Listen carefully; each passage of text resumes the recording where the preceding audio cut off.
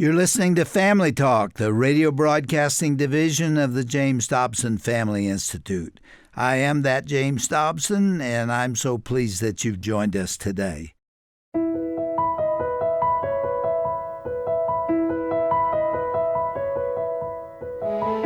Well, hello there, and thanks for listening to Family Talk. I'm Roger Marsh, and before we get started today, I'd like to remind you that Family Talk and all of the Dr. James Dobson Family Institute is a completely listener-supported ministry.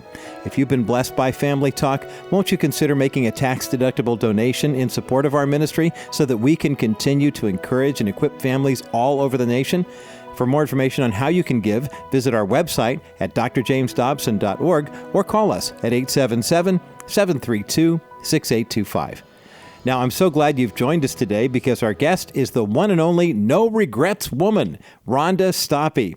Rhonda has joined us before to discuss moms raising sons to be men, and today she's here to talk about her latest book called The Marriage Mentor, Becoming the Couple You Long to Be. Hosting today's interview is our own Dr. Tim Clinton.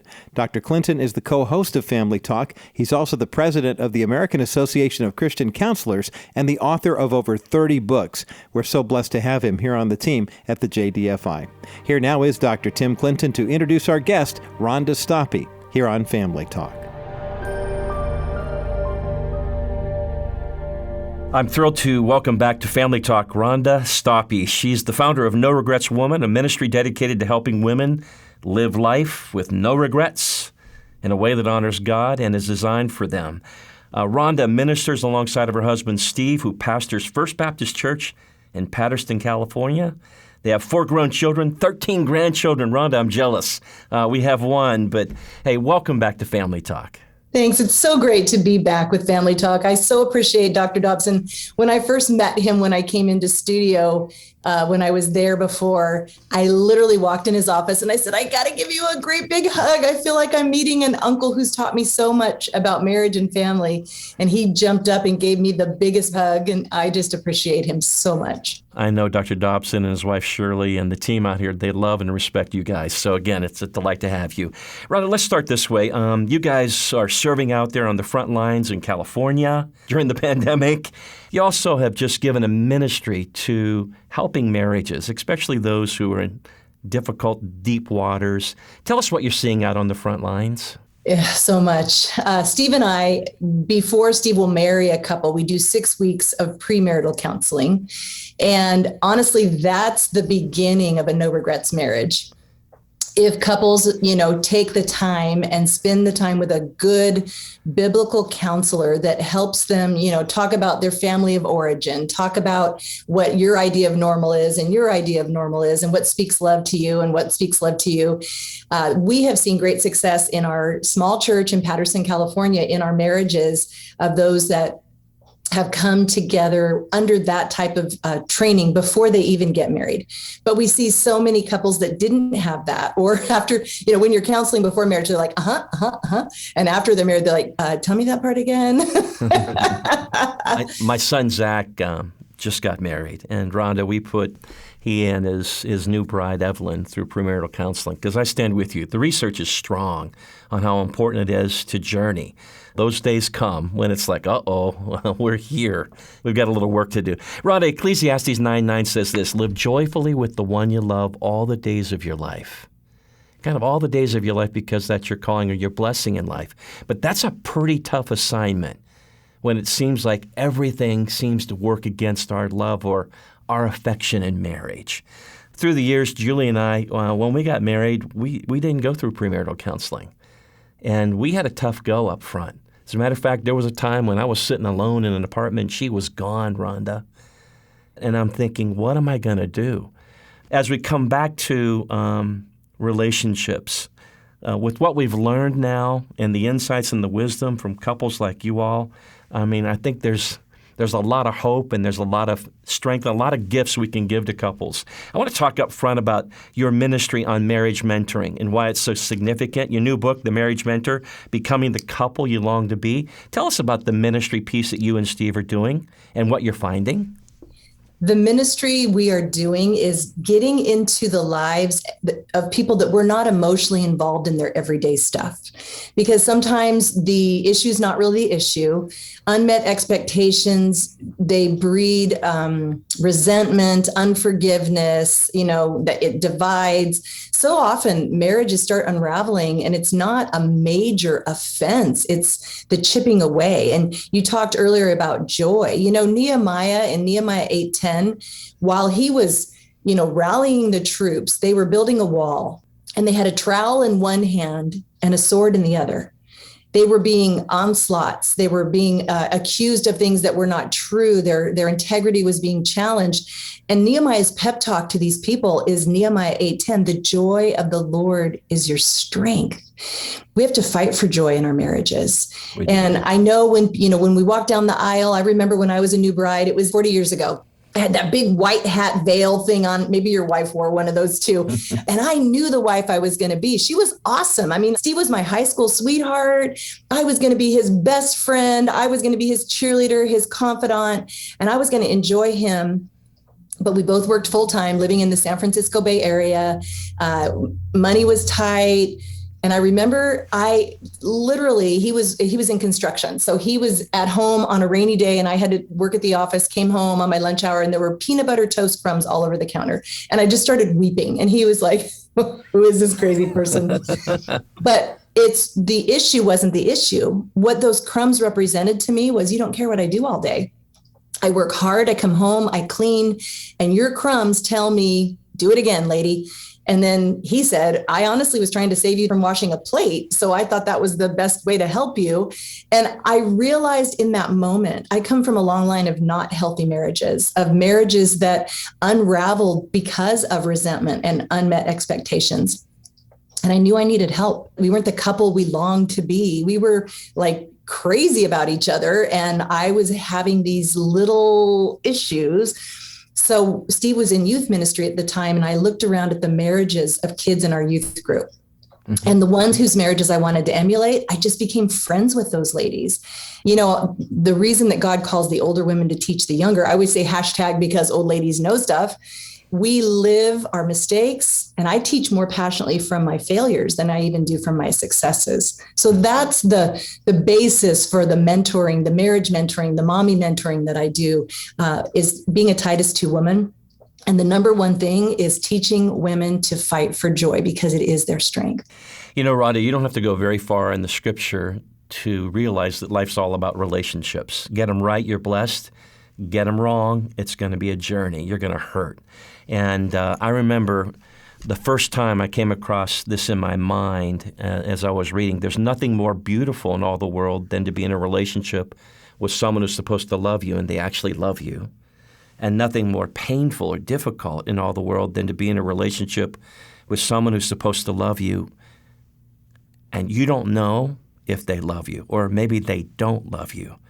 Rhonda, in your journey, and you've spent a lot of hours mentoring couples, and you tell a lot of your personal stories, which I appreciate in the book, and you and Steve actually share perspectives from both her heart and his heart, because we've got to have both sides at the table. But just maybe up front, what are some of the biggies, the big lies that we get caught up in? You mentioned expectations, that we can bring these huge expectations to marriage, and then we're crushed because it's not there.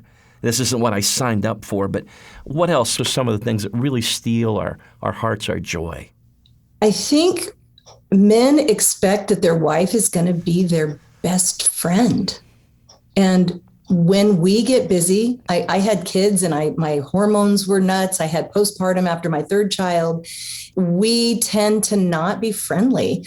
During the 30s, they say it's the unfriendly years. I think Dr. Eggerichs says that. The unfriendly years. We're hormonal. We're not sleeping well. We're underpaid.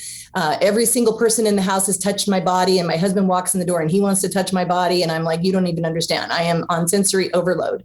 And honestly, men are saying their wives don't want them in the marriage bed. And women don't understand that when a husband's wife pursues him in the marriage bed, it speaks to him a depth of love that we don't understand. In fact, there's a quote in The Marriage Mentor where Steve says, as a biblical counselor, as a pastor, I've learned that men whose wives pursue them sexually are deeply in love with their wives. That doesn't mean it's just, hey, it's Tuesday, let's do that thing we do. That means you send him a text in the middle of the day, I'm thinking about you. You flirt with him like you did when you were trying to get his attention before you were, when you were dating. You reach out to him and you want romance, and women long for romance, and men, they romance them right up till they walk them down the aisle. And then they like, hey, she's my trophy. I got that. And I'm going to do my thing. And so we have to learn what speaks romance to each other. So a story I think of is when Steve and I were dating. It was summertime and I would be sleeping in. I was in high school. He would leave work, come drop off flowers that he picked up from the florist. And he only had time to give me the flowers and go back to work because he was on his lunch hour. And I'd say, oh, how romantic. And after we were married and after we had a couple of kids and I was a stay-at-home mom, so we were on a tight budget, he brought me flowers from a florist. I was feeling frumpy. He knew it. And I said, oh, how expensive. And he was like, oh. And what I said to him in that moment was, you can't romance me. You can't afford to romance me anymore, buddy. And what I should have said was thank you. And later I said, it's not that I didn't appreciate the flowers. You can get them at the grocery store and they're so much cheaper, but thank you for the flowers.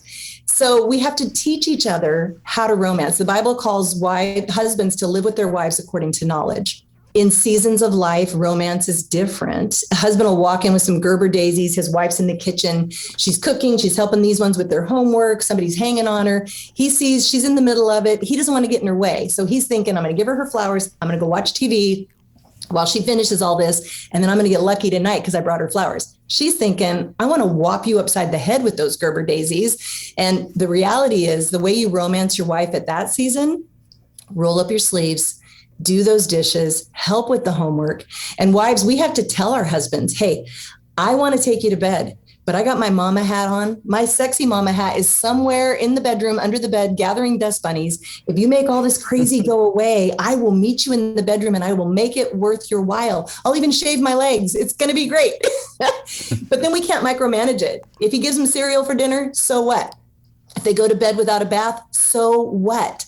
You let him be your knight in shining armor. That's how he's going to romance you. And you meet him in the bedroom and you enjoy him in the marriage bed, because God calls us to renew our covenant through intimacy in the marriage bed.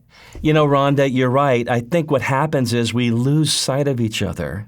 You talked about Emerson Eggerich's love and respect piece. I know Chapman's love languages, Gary Chapman and others, but somehow we're trying to reach toward each other, but we're not linking at all. And then it's really discouraging because you feel like there's nothing I can do. I don't know what to do or where to turn. And Rhonda, those breakdowns, if we're not careful, can lead from, not just differences and disappointments, they can lead to real spin and chaos. And conflict can really erupt between the two of us. Let's go there for a moment. Rhonda, what do you do when you have a couple who's in real trouble? If you're listening today, let it begin with you. Because what couples always say is, I'll change if he'll change. Well, I'd be happy if she would change. We try to find our worth and our value in who loves us. We ache and long to be loved in a way that's going to say, you matter, you're important. And God created us with that longing, with that ache, that desire. Yeah. He created it to find our worth in who loves us, but it's in who loves us in a relationship with him. Right. And when we find our worth in him, Jesus said the priority of life is to love the Lord with all your heart, soul, mind, and strength, and then love your neighbor as yourself. These mentors, these women that were in my life invited me to a Bible study. I'm like, girls, I don't need another Bible study. I just need how to be a better wife. I need to know how to be a better mom. And what I found was the word of God, which is quick and powerful and sharper than a sword, pierced my thoughts and intents of my own heart. And they showed me my own sin. I love when the psalmist says, search me, O God, and know my heart. Try me, know my anxious thoughts, and see if there's any wicked way in me. Let it begin with you. Let God show you. Iron sharpens iron and sparks fly, but we're sharpened in the end when we live in community. When Adam and Eve sinned in the garden, they had walked with God in the cool of the day, every day. And the day that they sinned, they hid. And God said, Adam, where are you? And he immediately turned on Eve and blamed her. When my intimacy with my Father is not right, when I'm not finding my worth in the perspective of his adoration for me, then my relationship with my spouse, I won't love my spouse selflessly. I will love my spouse for what I need from them, for what I can get from them. So I hate to spiritualize it because I feel like people are like, yeah. I just want to be a better wife. I just want my husband to be better. But the reality is it starts with us. And I know marriages that have been turned around when one decides, not I'm going to pull up myself by the bootstraps and love my spouse better. I'm going to love God better. I'm going to surround myself with mentors who are in love with Jesus. I'm going to daily wash my mind with the water of the word. I'm going to regularly look at my own sin and not measure it against the sin of my spouse. And I'm going to beg God to love my spouse through me.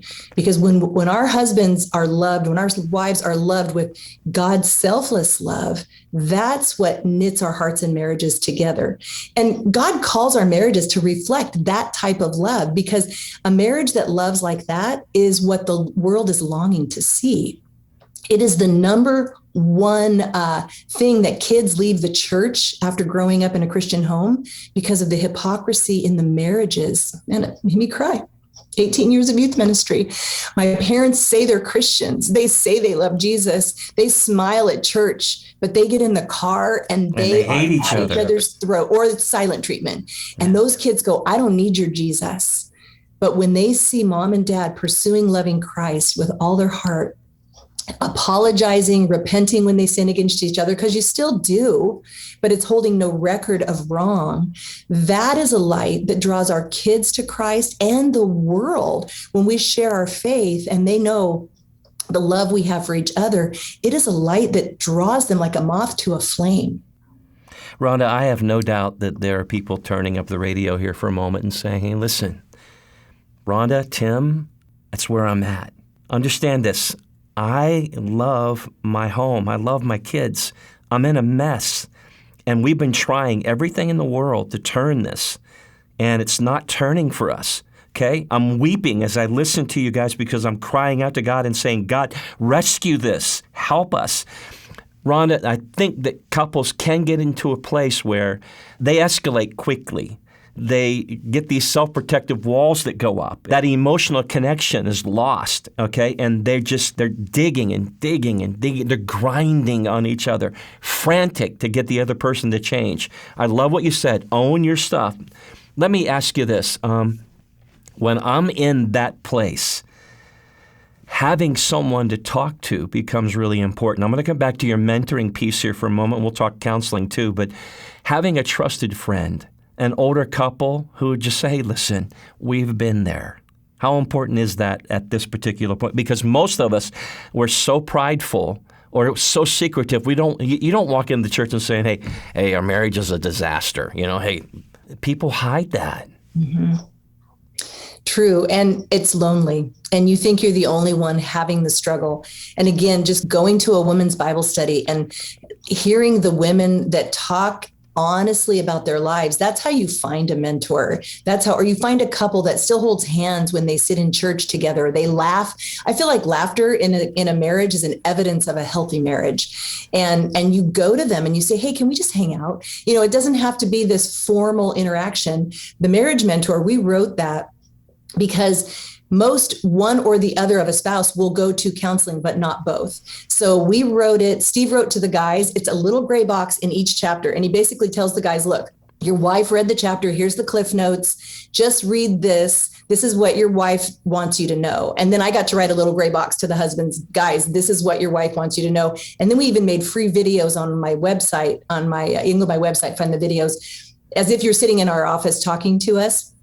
And it can kind of open some conversations, but definitely the key for couples that make it when they're in a situation like that is they get help. Go to your pastor. It doesn't have to cost money to go to counseling. There are godly counselors that will help you. And here's the thing, sitting in Steve's office, hearing couples talk, you said this and you said this, you heard this, but that's not what she said. And you heard this, but that's not what he said.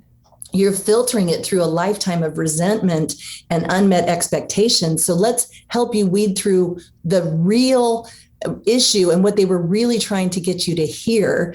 There is hope, but definitely you have to get help from the outside when you're at that desperate stage. And if your spouse won't get help, you get help.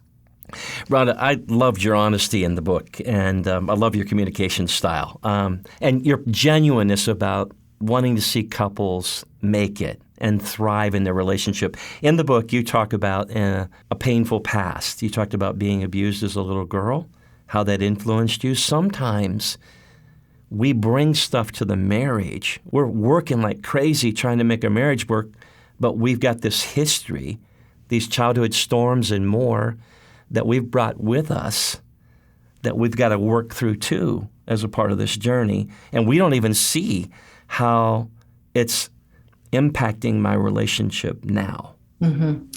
And so often we'll focus on what we don't want to become. I am not going to be like my mom. And I love my mom. My mom was a teenager when she had me. I was her second child. I led my mom to the Lord 6 months before she passed away in 2016. My mom was my friend, but she was a child trying to figure out how to raise kids. And she did the best she could in her marriage.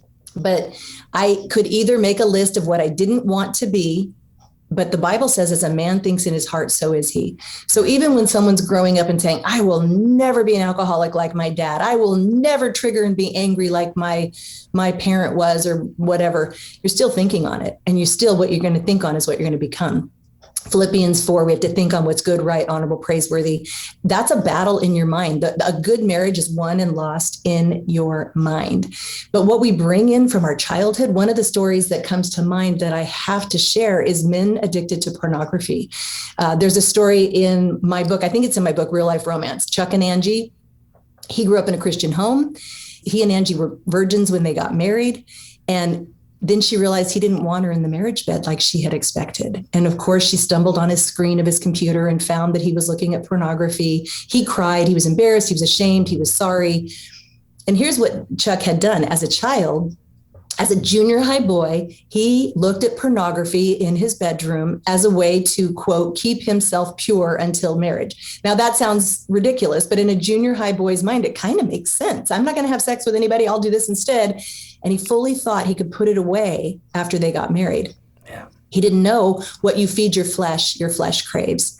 So as this went on, he asked Angie to be his accountability partner. That's a recipe for disaster, because talk about disrespect. Are you on the computer again? Shame on you. Now she's his mom. So it was a big division for them. And she was becoming more and more resentful. And then it hit her. And she says this: when I realized that my resentment toward Chuck was just as sinful as his addiction to pornography, was when I was ready to repent. And now I could pray powerfully for God to convict my husband and for God to send him godly mentors who would walk the path ahead of him. You know, that's what we have to realize is the Bible says the effectual fervent prayer of a righteous one accomplishes much. How are we righteous? Number one, in having a genuine heart change life relationship with Jesus Christ, not just being a religious person, entering into a covenant with him. If you want to know more about that, message me on noregretswoman.com and I will share with you the gospel that has changed my life. But then when we want to walk in righteousness, it's asking the Lord, search me, cleanse my heart. And then we're Moses on the mountaintop. Then we're interceding for our children in our marriage. Yeah. You're not talking about tolerating anything. You're actually saying we want to do radical work. We've got to step into this and step into it fast and now. Because if we don't, it's the old line, how's that working for you? It's not working. It's not working. Hey, our topic today has been the marriage mentor.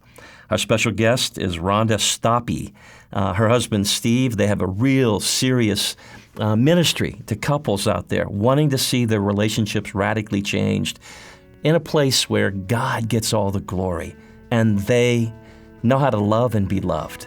It's all about becoming the couple you long to be. We're going to come back tomorrow, Rhonda, and talk a lot more about, the wins and the challenges and what it means to rip down those walls and get to a place you've never been before. Rhonda, such a delightful conversation today. Thank you for joining us. Thank you.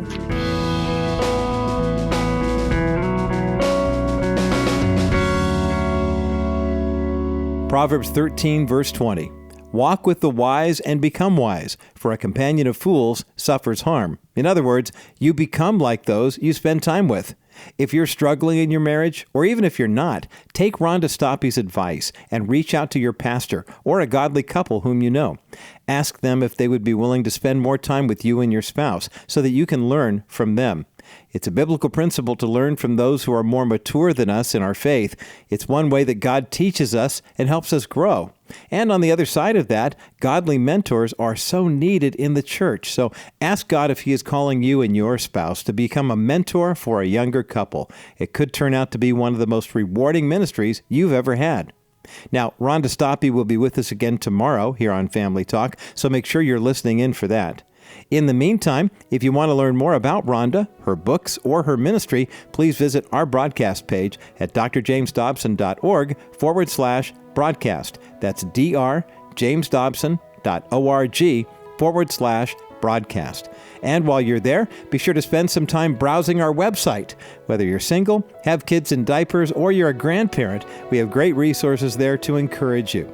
Thanks for listening today. I'm Roger Marsh, and I hope you'll join us again tomorrow for another edition of Dr. James Dobson's Family Talk.